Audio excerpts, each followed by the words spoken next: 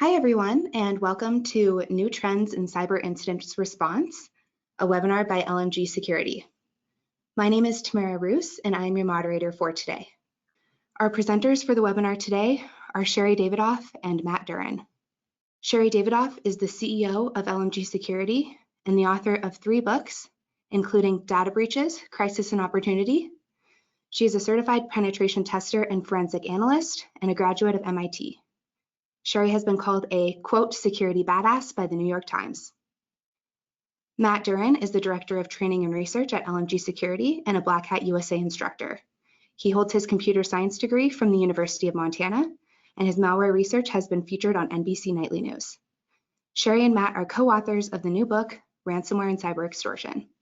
Sherry, I'm passing you control of the webinar. Thank you so much, Tamara. I really appreciate it. Today we're talking about new trends in cyber incident response. And our goal is to start off by talking about zero-day exploits, one of the big trends that we're seeing today. Then we're going to dig into supplier issues and how they affect our response as well. We'll talk about destructive new attacker techniques that incident response teams all over the world are starting to see from attackers. We'll talk about how to handle compromised communications, BYOD and personal devices in incident response. And finally, we'll end with our key trends and takeaways. Matt, when you're ready, why don't you tell us about the MOVEit transfer? I know this has been an issue affecting a lot of people. Yeah, the MOVEit vulnerability, which was just recently released, has been kind of blowing up the headlines recently. And this is kind of interesting from our standpoint because we are really looking at this as a big problem for a lot of organizations. One, MOVEit is a secure file system. It is built for sending large volumes of very sensitive data between organizations who want to keep that data very private. And unfortunately for them, there happened to be an incident starting on May 27th where a lot of information from an unknown number of companies at this point was potentially exposed to the public internet. So happy Memorial Day, everyone.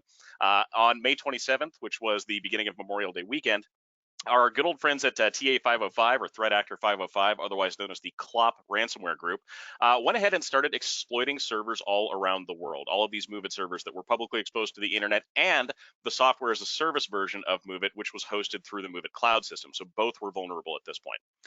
What they were actually doing was exploiting a SQL injection vulnerability, and they were deploying web shells onto these exposed servers, which then gave them pretty much unfettered, unlimited access to everything that was available inside the server.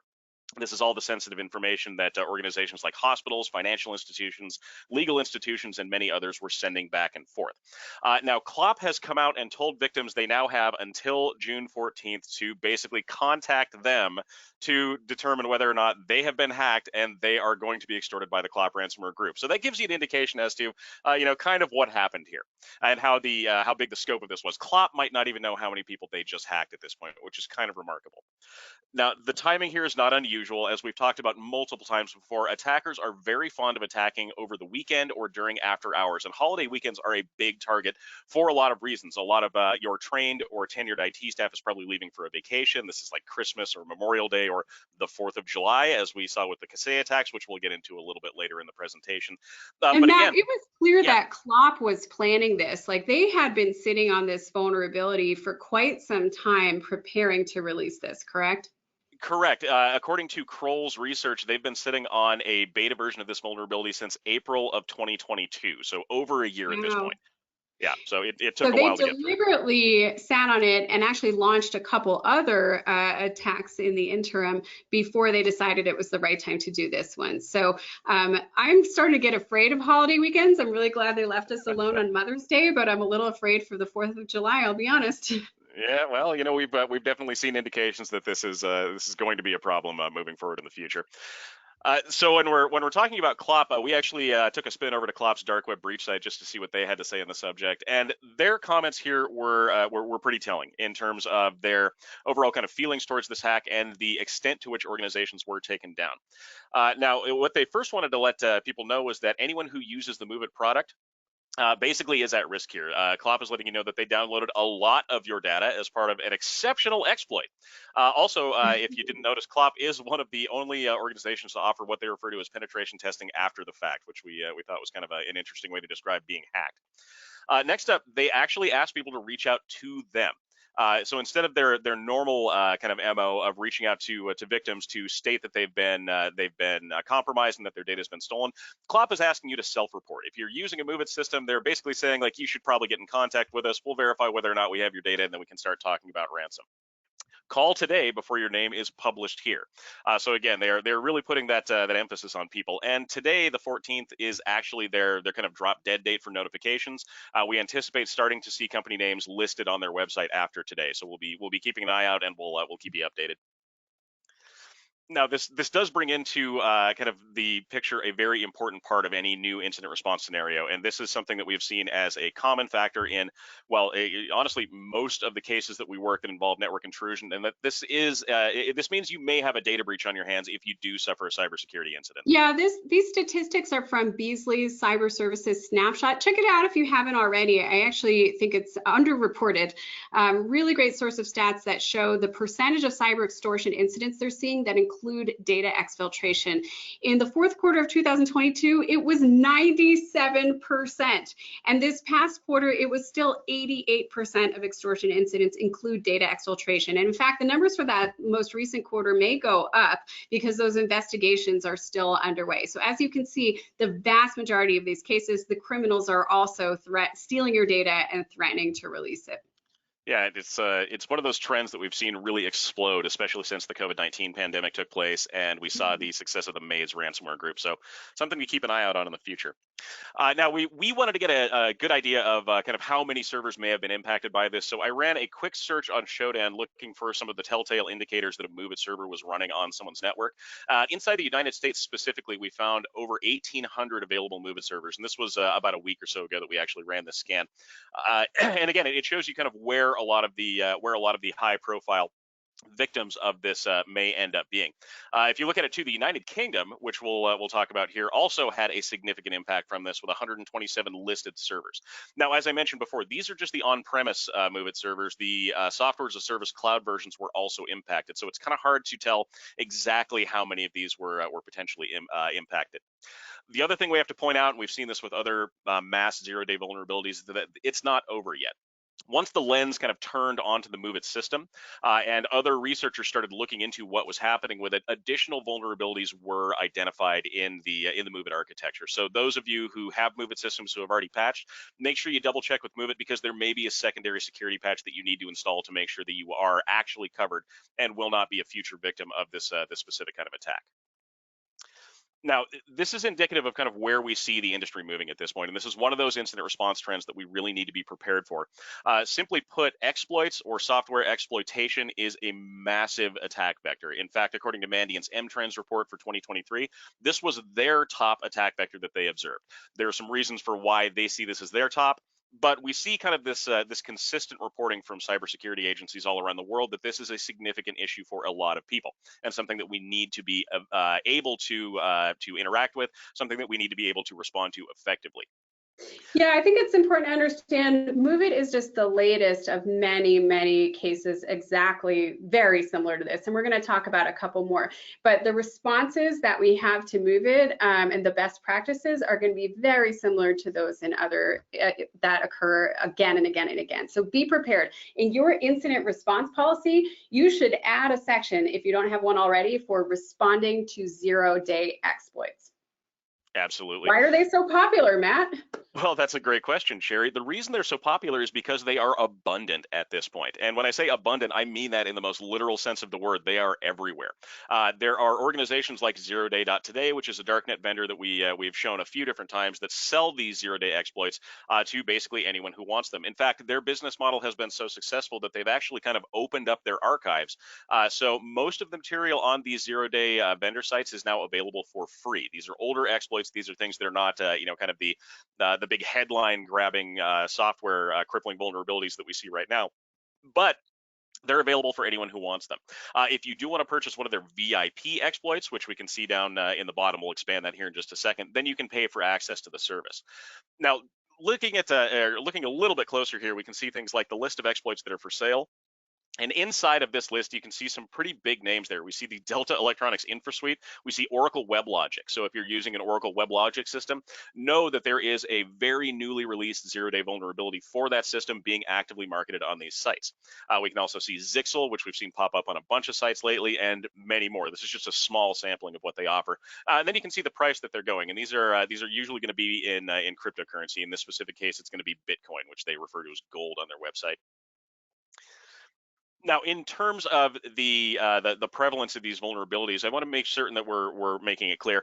Zero-day vulnerabilities are not the only vulnerabilities that we're concerned with. There are a lot of other ones that remain unpatched on systems to this day. Our penetration testers frequently find older vulnerabilities that we're able to exploit during these kind of tests. And based on some information that was pulled back, this is a study that was done by Coalition for the 2022 claims year. Policyholders that had one unresolved critical vulnerability were 33% more likely to experience an attack and have to file a claim than those who resolved the vulnerability.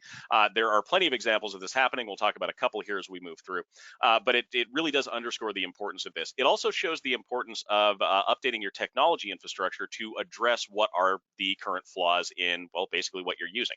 The chart that you can see on the left, these are on-premise Microsoft Exchange servers being used by organizations of specific sizes. And we can see the basically the claims multiplier for having something like this on your system. If you are if you're a large-scale organization or a smaller organization and you have an on-premise Exchange server, you are at an elevated risk of compromise at that point. Not just because of the list of vulnerabilities, but because this is a very commonly targeted system, much more so than something like Office 365. We saw this with Proxy Logon and Proxy Chain, which we'll get into a little bit more when we dig into our case studies here. Really what this underscores, though, is the importance of your knowledge of your attack surface. And during an incident response case, one of the things that we need to know to be able to effectively secure your environment is, what does your environment actually look like? If one server has been compromised, we don't want to focus specifically on that one server and leave the rest of your critical infrastructure alone. We need to know the full width and breadth of what we're actually working with. And there are some nice utilities out there that can actually automate this process for you. So if you're not already scanning your attack surface and monitoring your attack surface regularly, highly suggest that you do. It helps you identify these vulnerabilities quickly, also identify older vulnerabilities, and it really cuts down on that response time when something actually does go wrong. This also shows the importance of understanding what is actually being exploited right now and what the kind of big trends in attacker tactics might look like. We can show you what we see currently in this presentation, but this could change in a week. It could change again in a month. It will absolutely change again in a year. So keeping up to date on these things is really important. When we're talking about that, though, we want to talk about a few key elements of this kind of proactive part of your incident response plan.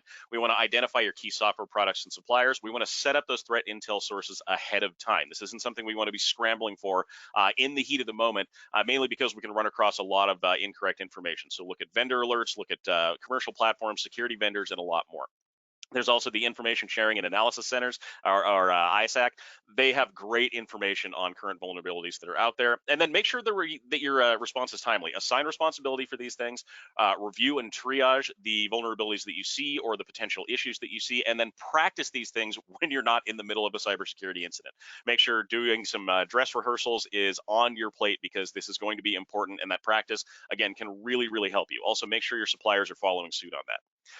If you want to see what the biggest vulnerabilities being exploited right now are, CISA has a great website you can pop into. It's the Known Exploited Vulnerabilities Catalog, and this is something that I look at on pretty much a daily basis. And they can show you the big elements that are really being targeted. You can see a couple that just popped up over the last couple of days. There's a brand new exploit in the Google Chrome browser, so if you haven't updated Chrome in the last couple of weeks, make sure you get out there and do that. We see the Zixel system, which we also saw a zero-day for on the zeroday.today site. And so you can see how quickly these things are being adopted and used out in the wild. Now, when we're talking about Move It, there's a couple of things that really do make for a kind of a big issue for us. We want to make sure that we are conducting asset inventories and understanding where our high value targets actually exist inside the network. Sherry, did you have any tips you wanted to throw in on this one?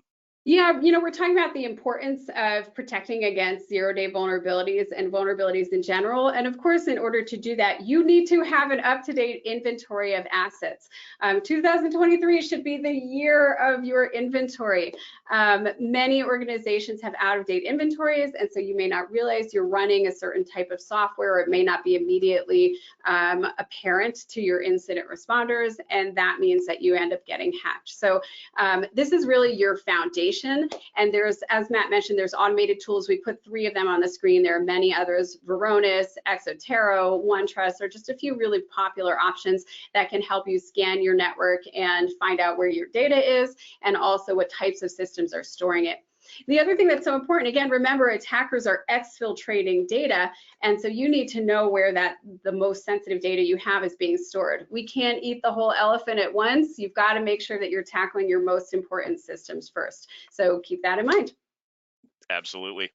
So one of the other things that I really thought we should point out in this webinar too, since we're spending some time talking about MOVEit and these zero-day vulnerabilities and these high-value, especially mass file transfer systems being targeted, this is absolutely not the first time that we've seen something like this happen. In fact, from this same ransomware group, it is now the 3rd time, if you're keeping score like I do. If we move backwards a little bit in time, we can see the vulnerabilities in the Go Anywhere system that we saw a few months back, and then if we go back into 2021. We see the Excellion file transfer appliance attack, which we've talked about in a couple different presentations. But again, this is our Threat Actor 505, or the CLOP ransomware group, and these are systems that they are explicitly targeting. So if you're utilizing a system like that, you are already in the crosshairs without really having to do anything different at that point. If you don't remember, back in 2021, we saw that Excellion file transfer appliance get hit with a 0-day, and a bunch of different large-scale organizations came out and declared data breaches. Flagstar, you can see up on the screen here, kind of turned into the poster child for what can go wrong in a situation like this, and we feel very bad for Flagstar, but they are a good cautionary tale. Flagstar was not just extorted by CLOP as an organization, but their clients and their employee base were also directly extorted during this. Employees and clients were contacted by the ransomware group as a leverage tactic here. So again, these things can cascade downhill very, very quickly. A more recent example of that was the Go Anywhere software, and we've been talking about this for the past few months because it just keeps going. Just in the past week, we saw, as you can see in the top headline there, another major healthcare vendor reported a major breach because of the Go Anywhere hack. This was security software designed to transfer files. The criminals know that it's out there on the internet. They know that it stores sensitive data, and so they are looking for zero-day vulnerabilities. And when they find them, they're going to scan the internet and seed as many as they can. Matt, do you want to talk for a moment about that seeding process? Because attackers don't always manually interact with every system. Sometimes they just get that foothold, right? Oh yeah, of course. And we saw this when we were referring to things like the proxy shell vulnerability and the log4j vulnerability. There were these mass kind of implant events that happened. The attackers that were going out and exploiting this vulnerability were doing so at such a high rate of speed that they couldn't actually exploit the systems that they were dropping these web shells into, or that they were breaking into, in a timely enough manner. So what they were doing is basically a drive-by drop-off, where they would drop a web shell or some other kind of persistent access mechanism into place, and then they would basically just put you on a list, like, we'll come back to this one later when we actually have time to do this. And because of this, we saw multiple exploitations of many different victims in these cases. We'll talk about that here in just a second, but it's something that we absolutely need to watch out for. Yeah. So your next step, once you find out that some software use is affected, sometimes it's not always simple to find out if your particular version was affected. And this is a screenshot from the SolarWinds case, which I think was one of those examples where everybody was very, very confused because only certain versions of SolarWinds were infected. In fact, we have one client that hadn't updated their SolarWinds software in a really long time, and so they weren't included in that infected update that got pushed out to 18,000 customers. Yay, dodged a bullet. But anyway, you may not even know, the vendor may not even know right away which versions are affected. So be prepared to not have enough information, be prepared for it to change, and just keep an eye out, because sooner or later, typically you will find out what versions are affected, and you'll want to be able to make a statement to your executive team and potentially to others about that. And it's going to change too, as we saw with our current issue with MOVEit. Once that first vulnerability was announced, they put that software through its paces and did additional security testing, found additional vulnerabilities. Cyber insurance coverage makes a major impact on your response. So once you find out you're impacted, if you don't have cyber insurance, your response is going to be very different than if you do. And honestly, one of the big mistakes that we see over and over in incident response planning is that the plan is written really without cyber insurance being taken into account. And that makes sense because your cyber insurance might change. But often you have specific notification requirements for your cyber insurer. They may need to approve certain things. And you also have that as a major resource, especially for those of you that may be small or mid-sized organizations. You probably don't have your own dedicated incident response team. Some cyber insurers that offer breach response support actually act as your incident response team, essentially, or they can pull in other vendors. So if you have cyber insurance coverage, find out what kind of coverage you have.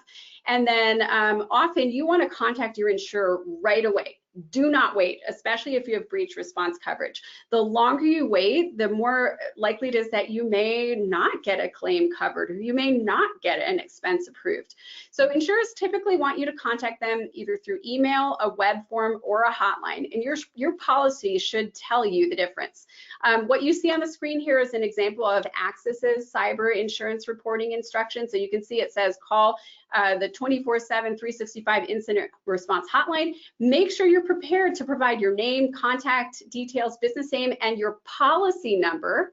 Sometimes people scramble. Your frontline incident responders might be scrambling because they just don't know your insurance policy number. That's the kind of stuff that needs to be readily accessible as you go through your incident response program. And then once you contact your insurer, again, if you have breach response coverage, typically either your insurer will have staff, their own staff on that hotline, or sometimes it's actually staffed by a major law firm that is experienced with breach response. So they're going to identify parties to bring in, like an attorney to help you, an incident response team, restoration and recovery specialists, a ransom negotiator. You want to take advantage of this. Then you'll get in a call with the attorney and anyone else they want to bring in. You will triage and then develop that initial response strategy. That can happen very quickly, sometimes within an hour or two of when you report that incident. So again, if you don't have cyber insurance coverage, that may vary, but if you do, here's how it can help you. All right, next slide. Perfect. And if you have questions, drop me a line. I do a ton of work on incident response policy review and things like that, so happy to help. It's worth pointing out too that, I mean, when you're talking about contacting your insurance, they may not have a hotline. They may prefer email. They may prefer some other kind of messaging system. So know the best way to get in contact with them as well. Yeah, we heard that yesterday. That's a really good point.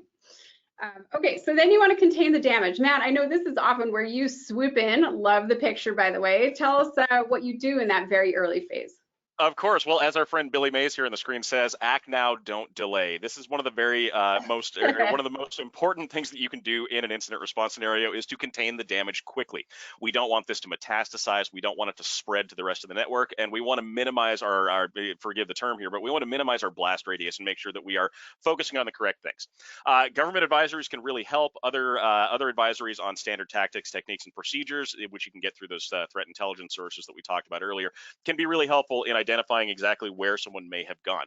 In the case of MoveIt, they basically gave you the nuclear option as to how to stop yourself from becoming a further victim of this attack, and it was to restrict ports 443 and port 80 to the public internet. Basically, what that means is turn off your MoveIt system, and we saw this with Kaseya's RMM, which again we'll talk about a little bit later. But their advice was similar to that: take it offline, make sure it is not accessible, and you will not suffer any further consequences, ideally, because of that. And sometimes that is the best option. Standard options are basically to just remove whatever vulnerable device it is from circulation and kind of go on from there. Now, there are some impacts that we do need to keep in mind here. If we're taking a proprietary system or a critical system offline, we are going to have operational problems. It's just something that's going to happen. So there may be operational impacts. Your email system might stop working. Your file transfer may stop working.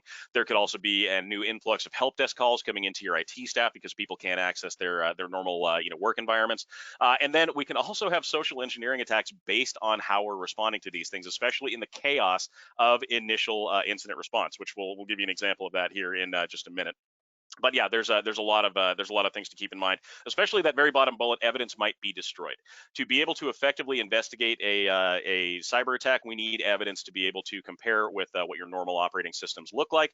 If you destroy everything during your initial kind of containment efforts, then we end up with a much steeper hill to climb to actually tell you what might have happened.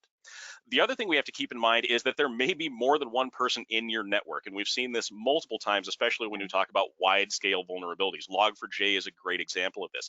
There were so many hacker groups out there trying to exploit this simultaneously that a lot of them were tripping over each other inside of networks. And this is a graph from Mandy and Sagan 2023 M-Trends report.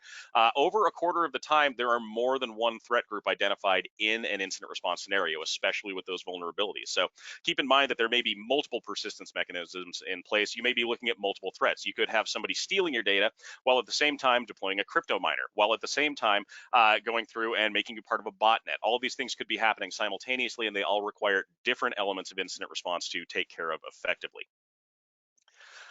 When we talk about preserving evidence, again, this is a hugely important part of incident response, and it's something that oftentimes gets kind of thrown back by the wayside because we're really focused on containing damage and bringing systems back up into an operational state. And it's understandable why we would want to do that. We want to remediate the damage as quickly as possible, but you may be dealing with something like a data breach, or you may not be dealing with a data breach. And if evidence that could potentially rule that out is not available, we kind of have to move forward under the assumption that, well, pretty much everything was stolen. Lack of evidence is not evidence of absence at that point. So if you don't have the log files, we can't really make any conclusions. And there's big risks that come into play here.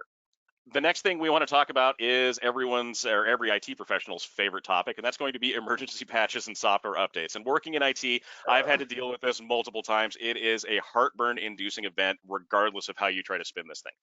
If you're looking at new patches for a potential vulnerability, they may not even exist at that point. You may need to take other compensating measures to keep yourself safe.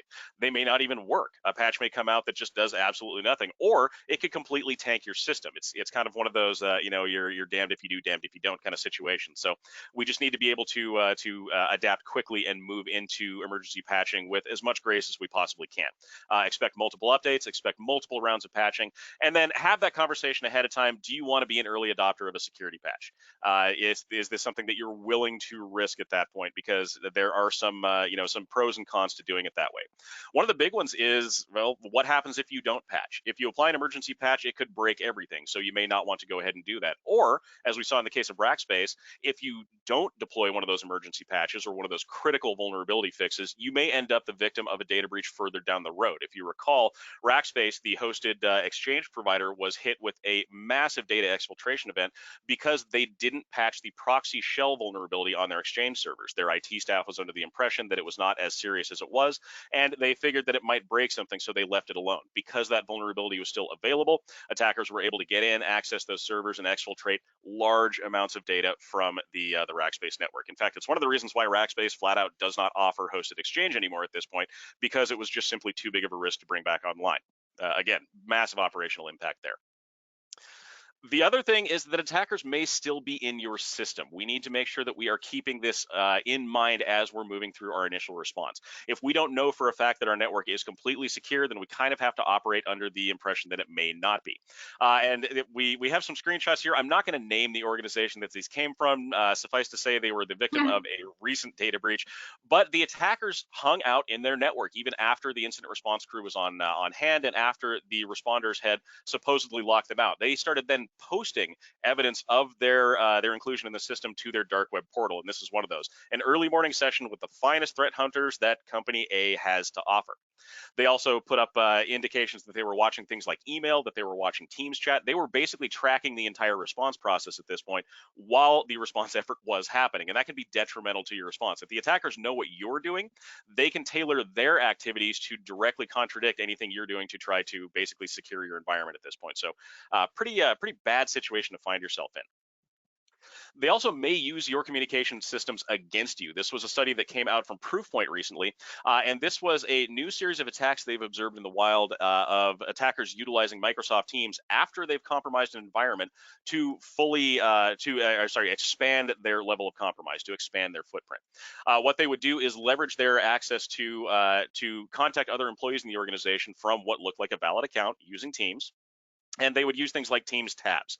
They would use these things for phishing and malware delivery. They could also, using these undocumented APIs that they discovered in the Microsoft system, which we have an entire other presentation on undocumented Microsoft APIs if you'd like to hear it. They can use that to do things like replace the default meeting URLs that people send out when they're setting up new meetings. These are now phishing or malicious links. They can also replace existing URLs in messages with phishing and malware links. So they are really kind of exploiting the fact that you are relying on this communication system to compromise you even further. And it brings us up to another really nice point that we have here. Make sure that you have out-of-band communications ready to go during your incident response activities, and make sure that you're not trying to figure this out on the fly. Plan these out ahead of time. Make sure they are cemented into your incident response plan, and practice the usage of these systems. There are a lot of them out there, anywhere from setting up a simple signal channel or something like that, to full third-party access systems that are cloud-based that can be used for emergency communications and coordinations. Yeah, I'm really excited about this because this is evolving rapidly. We're starting to see insurers coming out with platforms that can be used for this purpose. But the bottom line is, don't expect to use your day-to-day teams and don't expect to use whatever your systems are that you regularly operate with, because the hackers can and do infiltrate it. We've definitely had cases where they come in and say, how was that Zoom call? So they're well aware of your response efforts, and they enjoy jumping in and monitoring them, and sometimes even getting involved. And when we say out of band, again, we mean basically just systems that are fully separate from your everyday systems. We used to set up these out of band communications because your normal ones might be down due to ransomware, but now you also have to think about, even if they're still up and running, you probably don't want to be using them if you've had a system-wide compromise. I like that you pointed out that they enjoy doing it. We've absolutely seen them. We've absolutely seen their communications be happy about the fact that they're still compromising systems. I think we need to address the fact that your employee's first fallback is going to be to use their personal devices. It's just realistic. So, I mean, talk to them. There may be some high security areas where that's not the case, but in almost every organization I've worked with, when the company's systems are down, you're falling back to your own personal devices. So address that in your incident response communications. Make sure, or in your incident response planning, make sure you're including a list of people's personal cell phones or personal communication systems if you expect to be using them. And if you don't want to be using them, you need to have some other alternate option. Also, make sure you're setting up alternate storage and documentation. One of the worst problems we see is when your network is down, you don't have access to your plans. You don't have access to your network maps. I mean, Matt, how many times have you seen that when you're trying to restore a network, you just don't know what order to do it in or what the dependencies are, right? Oh yeah, more times than I'd even like to talk about at this point.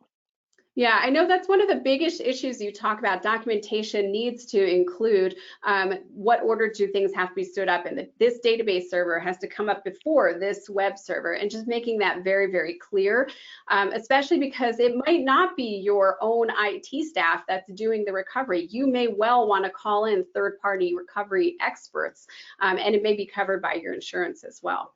So we'll have a handout for you. We will actually email it out to everybody after the fact. It includes a checklist of items that you want to have set up ahead of time, and this is one. You also want to think about where are you tracking your incident, where are you documenting it if your normal ticketing systems are either down or potentially suspect. So even if it's a simple spreadsheet, make sure you designate that place, that location, you have it up there in the cloud. And that your responders know that they need to be taking notes there regularly. I guarantee you the next day, the next week, your responders will not be going back to fill in the blanks in their notes. So just assume you're not ever going to be going back. People really do need to keep that documentation ahead of time, especially when you haven't been sleeping enough or things like that. Your memory's not that good. All right. Yeah. Pretty common during incident response. Yeah, that lack of sleep is definitely a killer.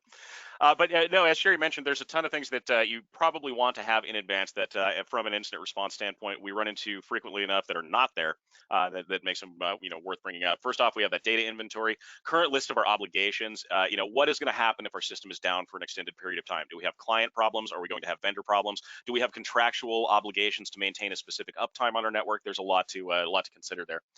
Those communication plans, those after hours plans, all of that needs to be available. And if they're not, we end up just delaying our response because we kind of have to rewrite those on the fly, which is never somewhere where we want to find ourselves in a tense situation like this. The next thing we want to do is hunt for threats on the network, and threat hunting has become a vital part of incident response. We need to make sure that we are doing this as a standard part of response to basically any kind of cybersecurity incident that we're dealing with, whether this is on our on-premise networks, in our cloud systems. We want to make sure that we are identifying anything weird happening on the system so we can root it out, annihilate it, and just make sure that we are not putting ourselves in a position for repeat compromise. What you see here is a screenshot from the CrowdStrike dashboard. This is showing a malicious PDF executing in the middle of a network. And this is something that in a lot of cases is probably not going to trigger something like antivirus software, because there's no actual virus in a lot of these initial payload droppers.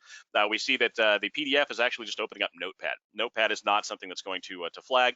Notepad is then using its backend systems to open command prompt and then run some recon commands on the network. So again, it's a very easy thing to miss if you're not looking for it, and this can lead to further compromise, additional actors getting into the network, which we've seen a couple different times, and basically just a lot of bad stuff that you don't want to have to deal with.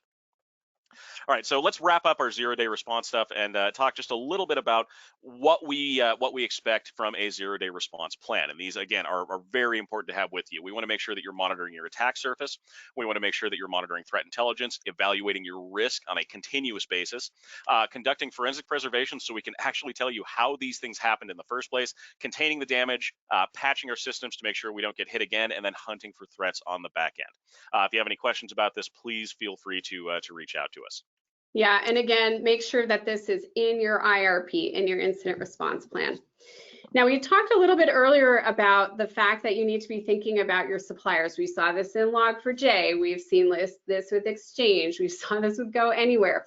In the case of MOVEit, Zealous, which is the leading payroll supplier in the UK and Ireland, was included in the MOVEit vulnerability. And as a result, the BBC has announced a data breach. British Airways, Boots, which is a major British retailer, have all confirmed that they have had an incident resulting from this as well. So that's just one example. So what does that mean for you? First of all, you have to make sure that when a zero-day vulnerability is announced, remember, it doesn't just affect you, it also affects your key suppliers. And best practice these days is, number one, do not assume that your suppliers will contact you if they're affected. Just don't assume. They're often not sending out a blast to all of their customers. And also, we've seen cases where once they announce publicly that they're impacted, attackers start to launch phishing campaigns based on that, or they start to target their customers because they know that their customers have a vulnerability. So there are some reasons why vendors might hesitate also to make a public announcement. Prioritize your suppliers. Make sure, again, you've done that inventory of suppliers.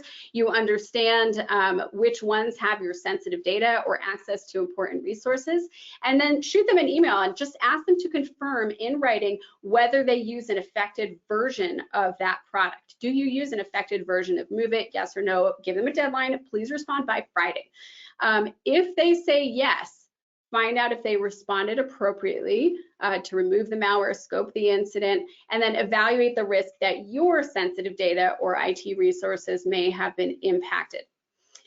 Make sure you ask their suppliers if they are assessing risk due to their supply chain. We have to worry not just about our suppliers, but suppliers of suppliers. It is a whole new world.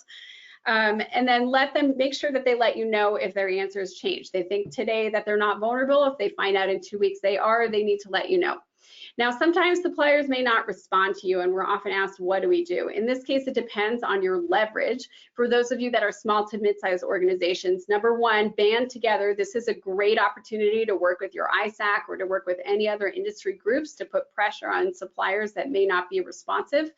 And also, right now, talk to your legal team about putting in important contractual obligations so that if a zero-day vulnerability is announced, your key suppliers have a certain amount of time to notify you one way or the other as to whether or not they were impacted. Now, it's not just your technology suppliers that are being impacted by these kind of events, and that we need to keep in mind. It's also your security partners. Things like managed service providers or managed security service providers are oftentimes a target of cyber criminal groups, and it makes sense why. This is a chart that we pulled from the ConnectWise 2023 MSP threat report, and these are sectors targeted by CLOP, the group that we've been talking about with the MOVEit vulnerability and everything else up to this point. You can see one of their primary targets are managed service providers, and it makes sense as to why they would go after these kind of targets. We're really looking at killing several birds with one stone in this case. If they can take over a managed service provider, they have a goldmine of information about all of that managed service provider's clients. There's also the potential for massive impact from a single hack, and we'll do a throwback to the 2021 Kaseya attacks. When Kaseya was impacted, when their remote monitoring and management system was impacted, we ended up with what turned out to be, if the numbers are to be believed, the biggest single ransomware detonation in cybersecurity history. Over 1 million devices impacted in a single day, and timing-wise, this took place right before the July 4th weekend, which made it that much more difficult to deal with. Now, luckily, through some mistakes made on the hacker's part, this turned out to not be as impactful as it potentially could have been. But it really does give you an example of how impactful these things can be. The other thing we have to keep in mind is how MSPs operate. If an MSP is compromised and their specific set of credentials is compromised, oftentimes these will be reused across multiple client bases, which is something that is obviously not a great practice to have in place. But you should probably ask your MSP if this is something that they do, if they're using unique and strong credentials for your environment specifically. And then they'll also take advantage of the software that your MSP already has in your network. So RMM tools like ConnectWise or like AnyDesk or something like that are oftentimes used by hackers to basically spread their footprint and to maximize the impact of their attacks. So this involves this means that we need to involve suppliers in our response and security planning, and we've talked about this in a couple of webinars up to this point. We talked about this during our March supplier webinar, so check it out if you want to go more in depth. But you want to make sure you know who your key suppliers are. You have a single point of contact for them to report incidents to you, and vice versa. And then for your high priority suppliers, hold those conversations with them proactively. If you have an MSP that has access to everything, the keys to the kingdom, or a cloud provider that holds a lot of sensitive data, you might even want to involve them in some of your tabletop exercises so that you can really practice and understand what their response will be in reality. All right, so let's go over a couple of trends here and talk about why our incident responses had to change so much over the last couple of years. Why it's so important that we keep up to date on exactly what's happening in the landscape. One of the big things that we've noticed as a trend, and we've heard this from multiple other security vendors that we know and work with, is a move towards more destructive kind of malicious attacks. And one of the ways that attackers are doing this are by changing the specific areas of your infrastructure that they're going after. Virtualization hosts and hubs are one of the big targets for a lot of ransomware groups, specifically at this point, for a good number of reasons, especially when we talk about things like VMware and ESXi. The big players in the market are constantly under scrutiny, and attackers are finding ways to exploit them. Luna, Blackbosta, and a bunch of other ransomware groups now have encryptors that work specifically on these hosts, especially when we're talking about the new Rust, Go, and NIM-based variants that we're seeing, the ones that don't get detected by antivirus and can work cross-system. They can hit Linux systems, Macs, and Windows PCs. One of the things that made this even worse was the Conti ransomware group. When their agents kind of went rogue and a bunch of their data was dumped onto the public internet for anyone to grab, one of the things that was dumped was their ESXi encryptor, which now a ton of other ransomware groups and cyber criminal groups have adopted, have modified, and are now using out there in the wild. So this is really causing a large problem. So why are attackers are targeting hypervisors specifically? Well, when you think about it, it is a pretty good move on their part. We're talking chess and not checkers on their end. There is an increase in usage. Virtualized networks are kind of the norm at this point. We're seeing a big move towards using virtualized systems for things like domain controllers, file servers, application servers, as opposed to using physical hardware for each of those individual systems. If they can pop into your hypervisor, they can hit your entire critical infrastructure sector all at the same time. There's also the speed concept. If they're not deploying an encryptor to every single host on the network, if they're just going after your virtualization hub by itself, this drastically reduces the amount of time that an attacker needs to encrypt your entire network, especially the critical portions of it. And then the impact here. If they can get to your virtual machines at the virtual hard drive level. This makes recovery a much longer process. In fact, it can lead to some huge problems when we're talking about just getting systems back online to the point where we can even start recovery in the first place. So we have a case study I wanted to throw in here. This is the Royal Ransomware Gang, and this is a case that we worked a few months back. State government agency, about 5,000 individual users, and they relied heavily on a large ESXi farm that was hosting a lot of their critical components, their domain controllers, file servers, app servers, their Citrix servers, and most importantly, and you'll see why here in a second, their backup system was also included in the virtualization hub inside the hypervisor. Now, the attack was pretty straightforward. The Royal Group got in with a phishing email. They were then able to exploit local administrative credentials to move into an IT manager's computer. The reason they were able to do this was because the local admin password was the same for all the hosts inside the network. And again, this is one of those bad practices that we've talked about that still is unfortunately common. A lot of times IT staff will use this because it is a lot faster to utilize shared credentials on a local admin account that can be used throughout the system. But again, there are solutions you can put in place. Something like CyberArk is a great example where you can not have to deal with something like this. Now, once they were able to log into the IT manager's computer, they were able to find a local password file. This was a clear text password file that just had some system passwords in it. And one of them was root level credentials for the ESXi host itself, not the virtual machines that were inside of it, but the actual ESXi system. They then were able to move into the hypervisor using an SSH connection, which was not monitored and did not require any multi-factor authentication on the system. In fact, the IT staff we were working with was kind of not even considering this as an entry vector when we talked about the case initially. SSH is very rarely used inside their network, so they just kind of had it left off into the back end, basically hoping that no one would ever find it. Admins normally use the web interface to deal with the system, so there was not much they could do about here. Now, the hackers actually locked the good guys out of the system at this point, and this is where things got pretty hairy for our victim. They changed the passwords for all the ESXi console users. They changed the configurations to block access through any other method. So the only way you could get in was through that shell connection, and the attackers were now the only ones that had the password for it. Now they went ahead and securely deleted virtual hard drives for the backup appliance.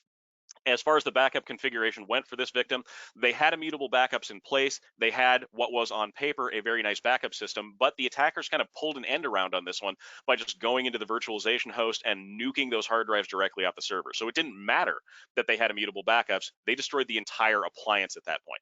They then went through and encrypted absolutely everything else on the system down to the hard drive level, and this was, again, a very difficult situation to find ourselves in because we're kind of looking at complete decimation at this point. Now, this brings up another warning. We've seen this with a couple of other ransomware strains out there. Ransomware groups are moving into changing passwords, not just things on virtualization hosts or hypervisors, but your domain admin credentials could potentially be changed, or your service accounts could be changed, or something along those lines. The Locker Goga ransomware strain, as one of the examples, does this automatically during its encryption cycle. And it will reset the password of whatever account it's currently running as.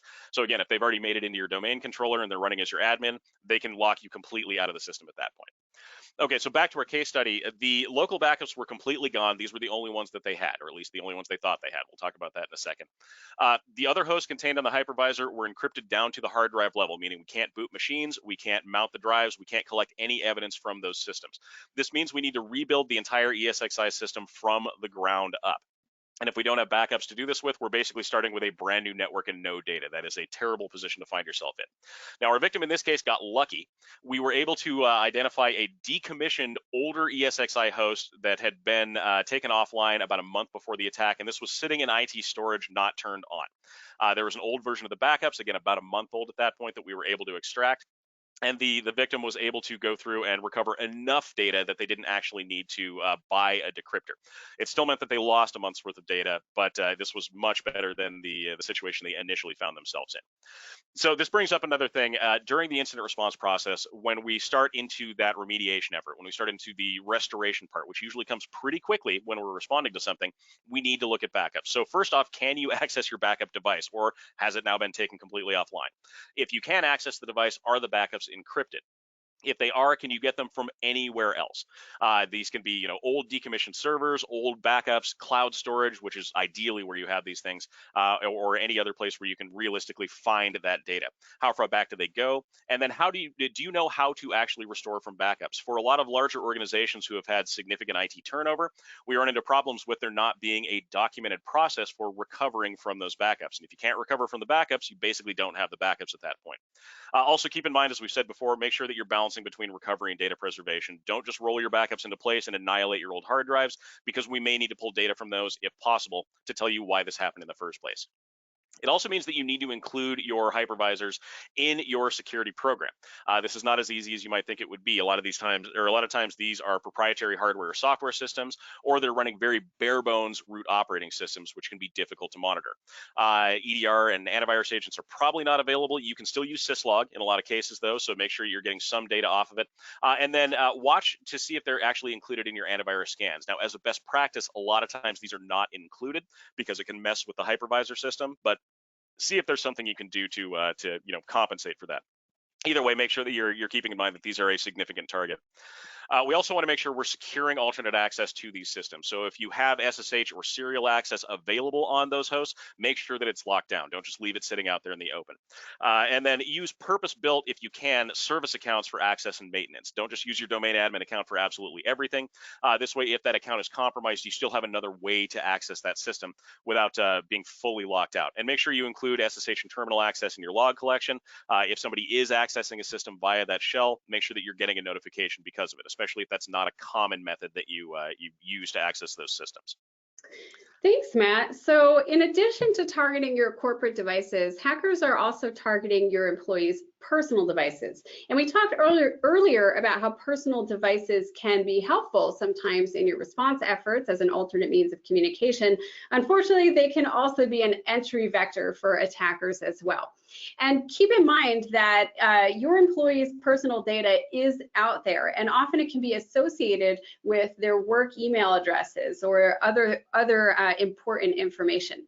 Last summer at Black Hat, 2 researchers did a presentation. They searched the dark web for stolen passwords and email addresses associated with them, and they also found databases of cell phone numbers. They were able to link these together to get a database with over 1 billion stolen passwords mapped to people's phone numbers. Remember, sales teams are able to do this. They're able to figure out where people work and what their personal phone numbers are, and attackers are able to do that as well.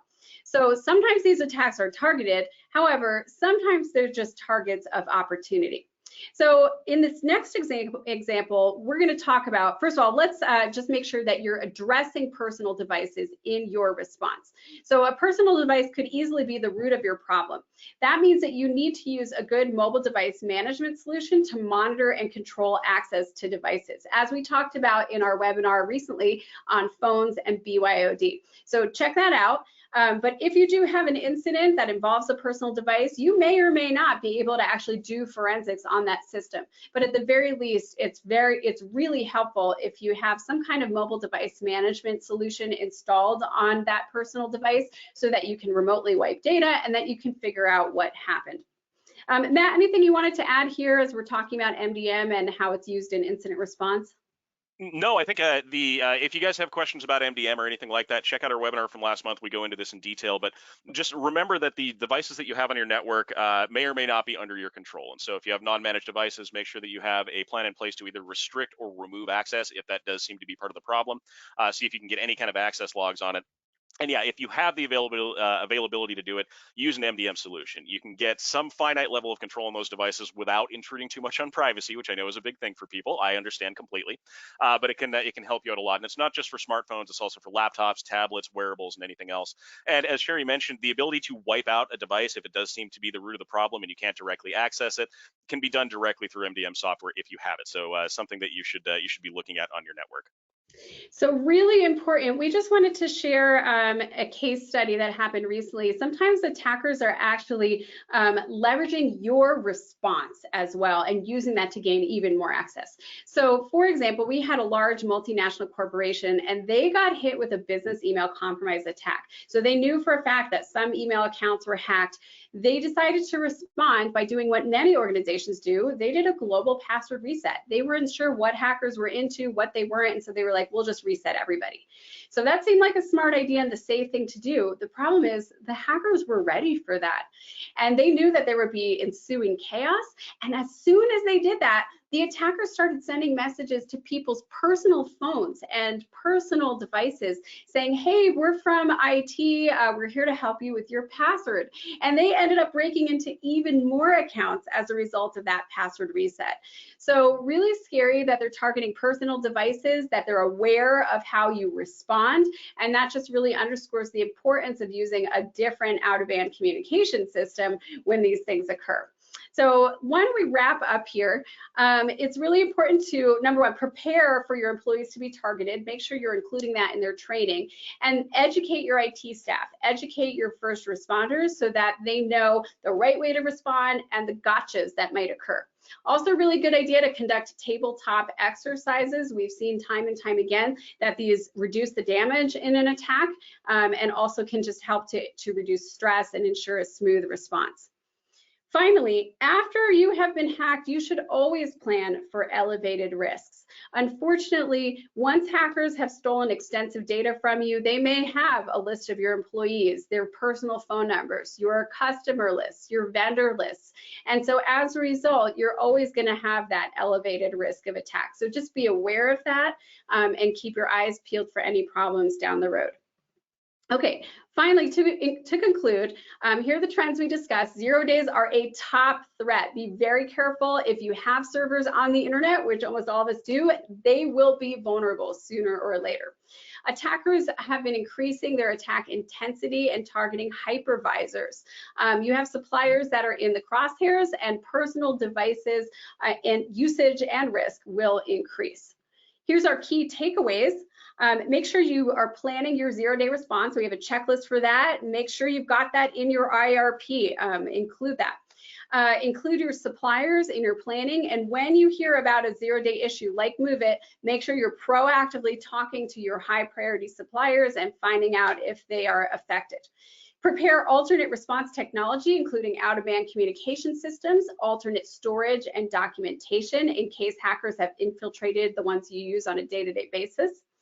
Make sure you're addressing the latest attacker trends, including targeting of VMware hypervisors and alternate access, resetting passwords. Include personal devices in your response plans, including if they're the root cause of an issue, whether or not you can get a hold of them, whether or not you have MDM, and then leverage mobile device management where you can. And finally, just some tips for general incident response. Conduct data and asset inventories. This is not just for proactive measures, it also is there to support your response. Create your response resources in advance. We're going to send you guys a handout after this. It's actually from our book on ransomware response, but it details all the different resources you'll want to have available in advance. Train your team, your IT staff, your general employees so they know what to do, and again, plan for those elevated risks. And with that, we are Matt and Sherry from LMG Security. We have an upcoming pen test for IT pros class on July 12th, so please sign up. We would love to see you there. It's happening virtually, and we'll stick around in case any of you have any questions. Thanks so much. Great. Thank you so much, Matt and Sherry. We did have a few questions that came from our audience during the presentation. The first question is, how frequently should we be updating our cybersecurity policies and response plans? Great question. I would review those at least once a year. You should absolutely be reviewing and updating them carefully anytime your cyber insurance policy changes. So if your provider has any updates or if you switch providers, that would be a significant change to your IRP that you need to make. Great, thank you. The next question is, what should my first priority be when creating or updating our incident response plan? Ooh, that's so hard because it's all important. I mean, I would go through a tabletop exercise if you can and prioritize based on that, because then or look at a recent incident occurred and prioritize based on that, because then you'll really see where the gaps are and what needs to be updated. And again, I would always be looking at your cyber insurance policy. I can tell you that 99% of the time when I look through IRPs, it's the insurance that's not in there. And often what you use for insurance will completely change your incident response processes. Thank you, Sherry. And the last question we received was, are you aware of web isolation or browser isolation solutions as an effective malware prevention tool? Web isolation and browser isolation. So that's been a trend that we've seen coming out from a couple of security vendors recently. One of the older kind of versions of that is the use of virtual desktop environments, which if we are talking about hospitals or educational institutions, usually means using something like Citrix. There are a couple of other devices out there that basically give you your web browser in kind of a containerized virtual machine on your desktop. So you can utilize the web browser, you can browse to sites, check your email, do all of that stuff, but it's contained within its own individual environment, meaning anything that you run into on that browser shouldn't, in theory, be able to make it onto your local system. I think they're good solutions. They're usually a heavier lift to implement, especially for smaller organizations, than I think people are really prepared for. Realistically, though, the bigger things that tend to help you in situations like that, instead of isolating those things, is to make sure that they're kept up to date, make sure your patches are up to date, make sure your security monitoring is up on par, and make sure your users are educated about how to safely kind of navigate the kind of sketchier parts of the internet at that point. Great, thank you. Thank you, Matt and Sherry. Once again, this is Tamara with LMG Security. We would like to thank everyone who attended. Thank you all and have a great day. Thanks, everyone. Thank you so much, everyone. Again, this is Sherry Davidoff, CEO of LMG Security. And I'm Matt Duran, Director of Training and Research for LMG Security. If you have any questions, please feel free to reach out at any time. We would love to hear from you. You can reach us at info@lmgsecurity.com, find us on LinkedIn, or follow us on Twitter. Thanks again for joining, and we'll see you next time.